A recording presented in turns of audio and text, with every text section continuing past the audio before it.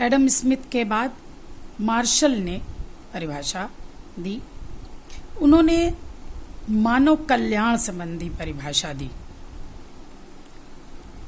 जब सभी लोग एक चीज से संतुष्ट नहीं होते तो फिर वो अपनी परिभाषा देते। तो 100 वर्षों बाद मार्शल ने अपनी एक परिभाषा दी, जिन्होंने कहा कि नहीं, हम धन का विज्ञान है, सब कुछ धन पर केंद्रित है, इसे नहीं मानते।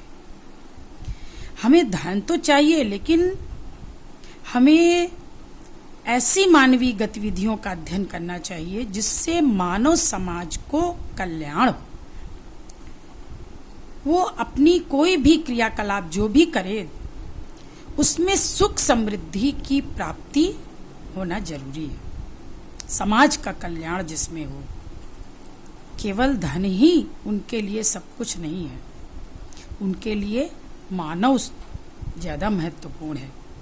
तो मार्शल ने मानव कल्याण संबंधी परिभाषा दी। उन्होंने अपनी एक पुस्तक लिखी, प्रिंसिपल्स ऑफ इकोनॉमिक्स, और उसमें उन्होंने अपनी जो परिभाषा दी, उन्होंने एक बताया कि अर्थशास्त्र साधारण मानवीय गतिविधियों का ही अध्ययन है। कोई भी मानव अगर कोई कार्य करता है, ऐसी क्रियाकलाप करता है जिसमें कि मानव या मानव समाज दोनों की सुख समृद्धि हो, उसे संतुष्टि हो, तो जब सुख समृद्धि की प्राप्ति हेतु जो भी मानवीय गतिविधियां करता है और उससे धन उपार्जन होता है, इस बात को मार्शल ने जोड़ दिया। उन्होंने धन को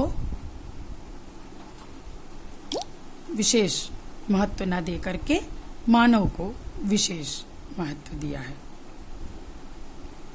और ये साधारण गतिविधियां जो बताया, साधारण गतिविधियां में उनसे क्या मतलब है कि मानव द्वारा जो किया गया कार्य, 2 मुख्य कार्य हैं, एक उत्पादन और फिर उनका उपभोग। जब लोगों की आवश्यकताएं जन्म लेती हैं तो मनुष्य उसका उत्पादन करता है, और उत्पादन करता है और फिर उसके बाद उसका उपभोग करता है। तो मानव द्वारा किया जाने वाला जो कार्य है वो 2 मुख्य कार्य हैं, उत्पादन और उपभोग।